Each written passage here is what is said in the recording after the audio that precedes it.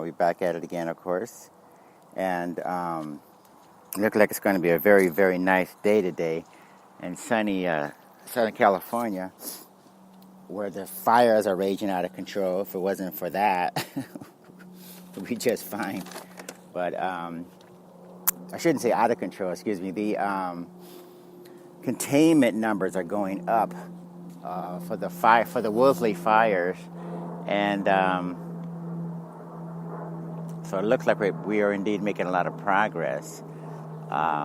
Maybe by next week, they should have that fire completely contained, according to the fireman, if things don't get any worse. So, and then, unfortunately, we have to sort out who do we hold accountable or responsible for the fires out here. It looks like PG&E definitely is going to have a lot of fingers pointed at it. It was actually responsible for power lines.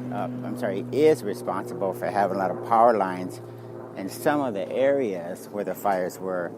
I think particularly up north where there was a wildfire. Excuse me, guys, there's going to be some noise. And just one moment here. Excuse me. Sorry. Oops.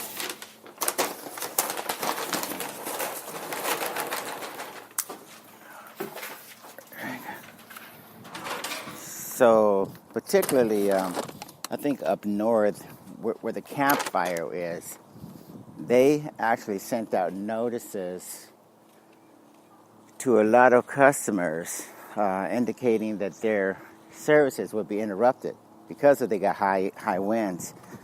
But unfortunately, that decision to shut off the power was not followed through, and someone subsequently decided to go ahead and keep the power on and not shut down those lines in those particular areas. Those power lines actually stayed up and running. And then subsequently, 15 minutes later, people started reporting fires. So there's definitely a correlation between what happened up north. There's the particular problem with the gas mains exploding in Bruno, California a few years ago. It just doesn't look good for PG&E. The stock is taking a big hit, 25% down from where it was previously, the lowest point in 16 years. The utility was worth like $33 billion just prior to all of this fire-related stuff, and now it's worth about $13 billion. And the CEO is coming out and warning people that looks like there could be a potential problem. So they're like warning investors, and lawyers are lining up aggressively to send a clear message to the utility company that they've had engineers look at Pacific Gas and Electric's transmission grid and such, and it looks like they're definitely not putting as much emphasis on safety and security as compared to paying out lavish bonuses to executives. So this should be a wake-up call to a lot of you utilities out there. You want to make sure that you understand in this day and age where your utilities are being attacked from left, right, and center, and inside and outside. Hackers, environment, various mischievous individuals, you name it. You cannot afford to let your guard down. There is just too much emphasis being put on our infrastructure in the United States. Terrorism, you name it. Everybody wants to send a clear message, and the best way to do that is to disrupt communications, energy, FAA, airlines flying back and forth, airports disruption is a big deal, financial, catastrophes, that would be a big deal for terrorism and such. So yeah, whoever has anything to do with infrastructure, I don't care if it's communications, finance, transportation, all you guys need to be aware of the fact that you need to put as much emphasis on safety and security and safeguarding those valuable national security related assets as much as possible. If you don't, then what's going to happen is you will see your systems attacked, and you will find that you're going to be playing defense in terms of trying to figure out how you're going to survive going forward. So my name is Monty Henry. I'm owner of DPO Surveillance Equipment. We run a full-service surveillance and security equipment company. We have lifetime guarantees and warranties on all the products. We have 24/7, 365 tech sales and customer support. We are the largest media center on the record. Lots of articles, podcasts, blogs, and demonstration videos covering various diverse subjects such as cybersecurity, cryptocurrencies including Bitcoin, health and fitness, economics and finance, terrorism, counterterrorism, surveillance and counter-surveillance, you name it. We also have a huge growing miscellaneous category where we lump everything else into that category. So go to the website, look on the articles, and check out the podcasts and the blogs and the demonstration videos and the articles. And they're all free information. Getting a lot of good accolades from people, a lot of good comments, feedbacks, constructive criticism, and everything else from people talking about, what they're reading and such. So you may want to go there and check it out for yourself. We accept Bitcoin cryptocurrencies, the Ethereums, Litecoins, Bcash, because we accept that in our shopping carts. So you crypto millionaires out there, you want to make sure that you exercise your financial sovereignty by actually using your cryptocurrencies versus your fiat. The fiat is, since it's not worth very much, unfortunately, you guys who are working for a living, 9 to 5, for instance, you got to understand that 90% of the value of the fiat has gone up in smoke or vaporized since 1913, I think. I remember the name. No, not 1913, 1930s or something. But anyway, you have 90% of the value, 90% of the value because it's completely gone. So you have to work a lot harder, save a lot more, invest a lot more aggressively just to make your fiat come out even or play catch up as compared to those in the cryptocurrency spaces. Speaking of cryptocurrencies, we're taking a big hit right now in the cryptocurrency space, but this is a good time to buy some of those cryptos at some very, very decent, deep discounts. So make sure you guys take a look at your favorite cryptos and see which ones that you would rather accumulate at lower prices as compared to higher prices. Everybody wants to buy high and sell low, but I think you're really supposed to buy low and sell high. At least that's how the majority of the wealth was created in the United States. So that's not going to change anytime soon. So make sure you don't do the opposite of what you're supposed to do. Also, our website is completely redesigned, and I think it works fast and easy to navigate. Tons of new products, tons of used products, state-of-the-art, law enforcement grade, supported by the 24/7, 365 tech sales and customer support policy. Lots of rentals and layaways. The used products are the formerly rented products. So you get them while they're hot, because the rental products, once they're purchased, once they're rented, and sometimes people purchase them too for a discount. Even the used products, there's a limited number of used products, so when they're purchased, they're gone. So take a look at those discounts on the used products as well.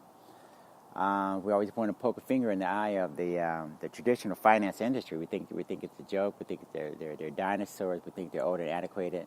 Just like the utility companies, the banks, and the finance industry, they're all in the same situation.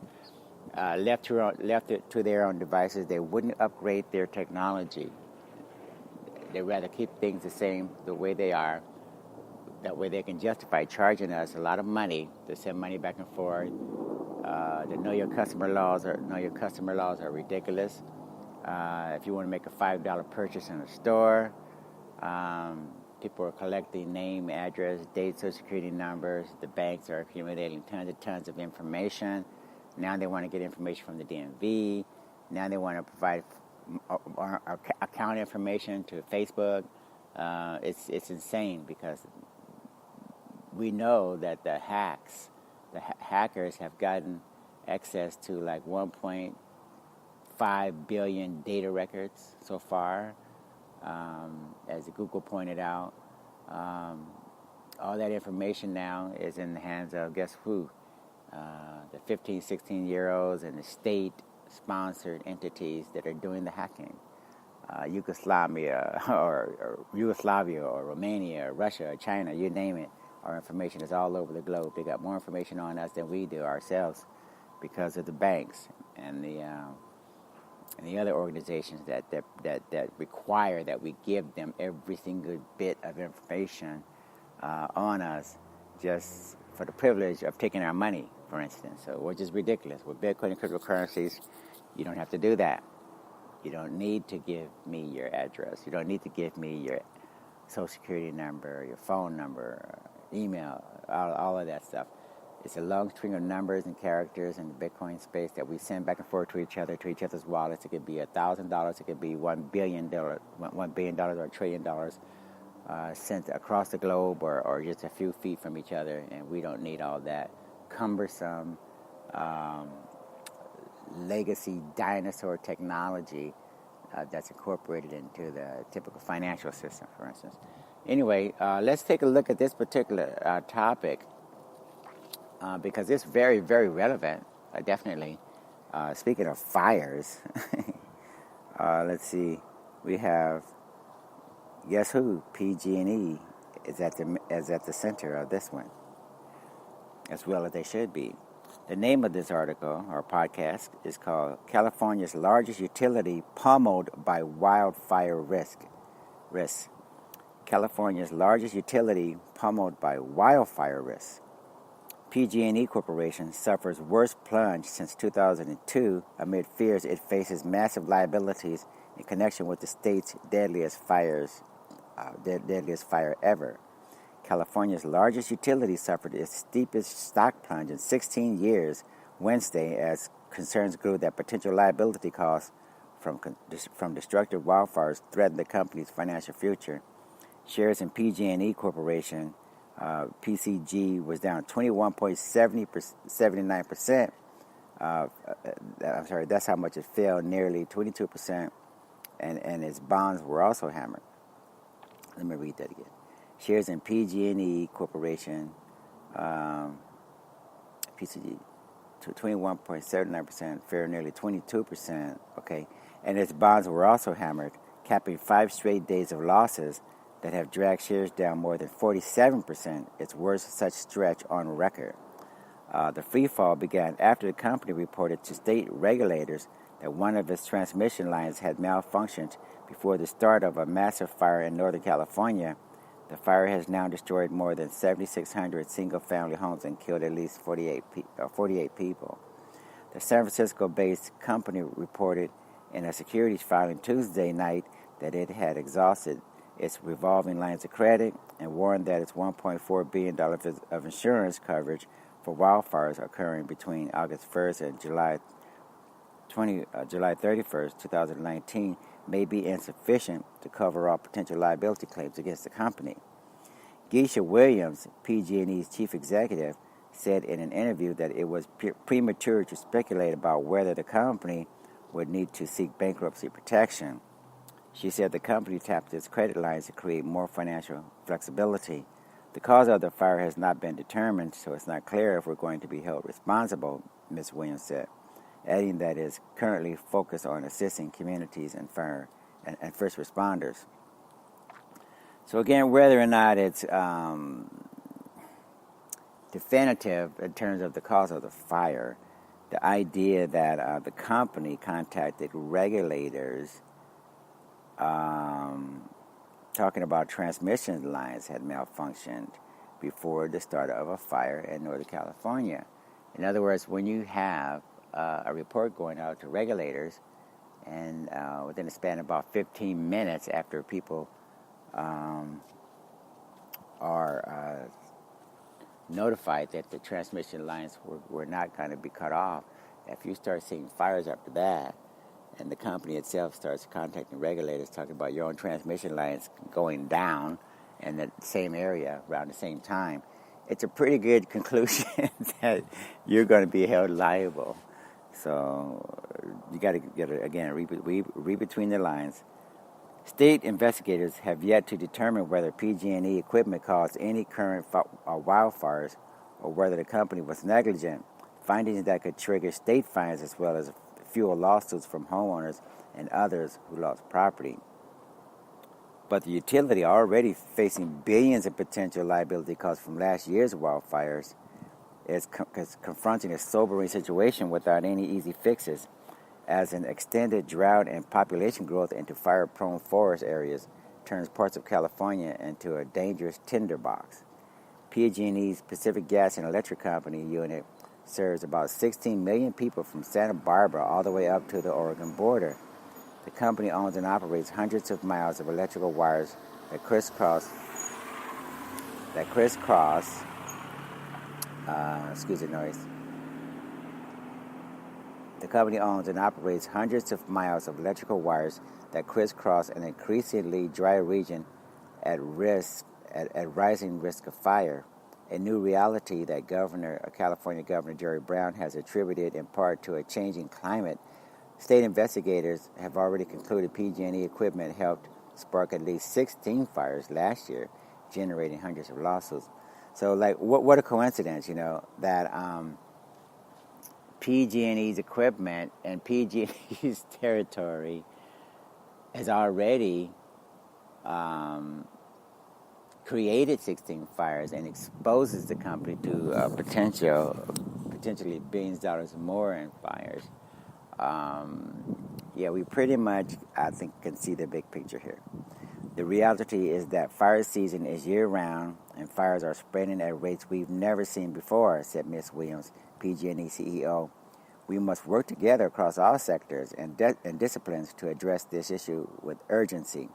City analyst Prefu Mata estimated the total damage caused by the current fire could reach $15 billion, comparable to the 2017 fire damages, though PG&E wouldn't necessarily bear those costs in full if found liable for the blaze.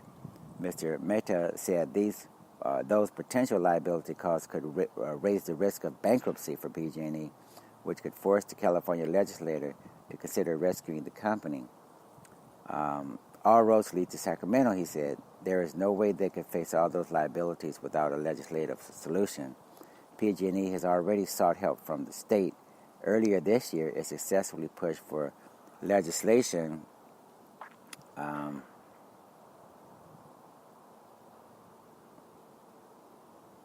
see, where was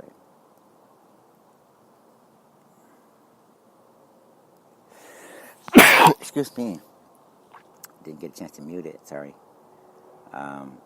Earlier this year, it successfully pushed for legislation that would allow it to pass on wildfire liability costs to its customers under certain circumstances.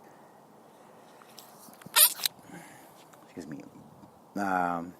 But the bill takes effect in January, leaving the company currently unprotected from liability claims arising from the current blaze in Northern California, known as the Camp Fire.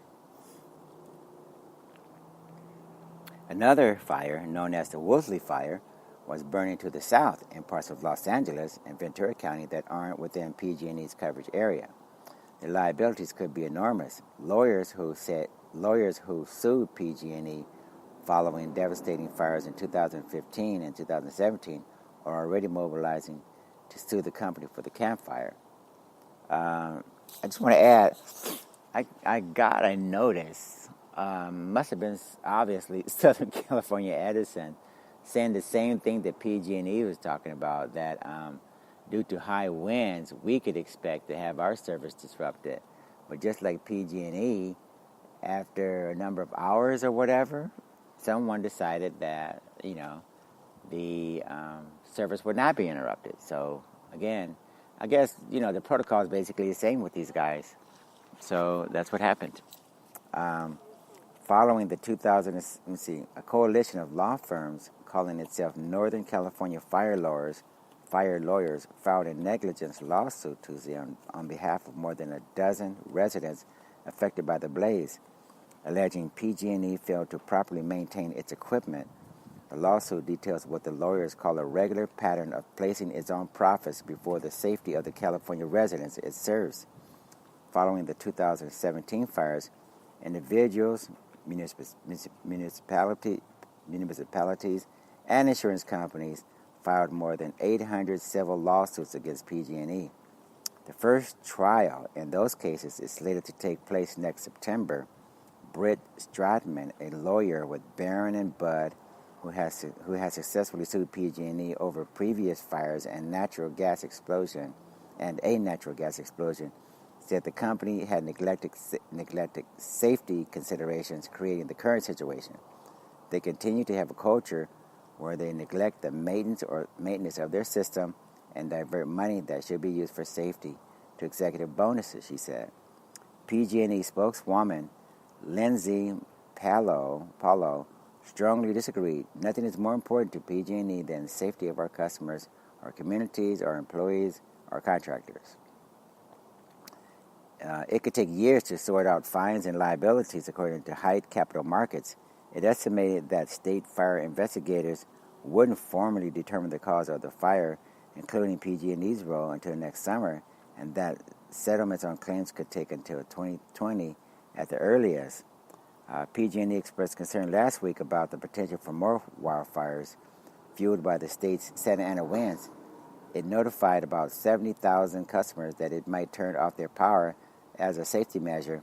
Strong winds can blow electrical lines into trees or into each other, generating electrical arcs that could... here come the garbage trucks. Just 1 second.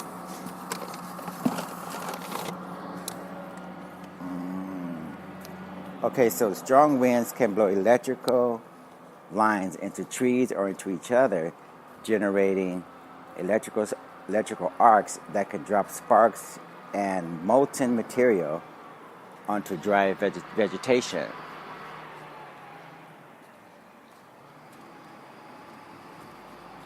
The company ultimately decided there wasn't enough risk to warrant shutting off the power. At 6:15 on November 8th, PG&E detected an outage on a high-voltage transmission line that connects a century-old dam in the Sierra Nevada mountains to the rest of the state's power grid. The problem on the line occurred near Polga. The problem on the line occurred near Polga in Northern California. 15 minutes later, a wildfire was reported in that vicinity. Whipped by high winds, the fire grew quickly into the deadliest in California. So that's it for that article / podcast. Excuse the noise. And it looks like, again, PG&E has significant liability. I wouldn't doubt it if Southern California, is going to be in the same situation. I'm going to post this on my website along with the article and the podcast. So go there, check it out, share it, and make sure you guys understand our infrastructure is the problem in the United States. Companies have been making a lot of money in the finance industry, transportation industry, communications, utility companies like this one, providing electric services, whatever, gas, whatever. And these guys are finally seeing that you just can't neglect your services while plowing money into executive bonuses and such, as the article mentions. Anyway, we're going to conclude this article podcast because there's going to be a little bit of noise. And I think you got the whole gist. Doesn't matter anyway. I think I covered everything. So anyway, like I say at the end of every article, every podcast, you guys keep your eyes and ears open and stay safe out there, and we'll talk to you later. Bye.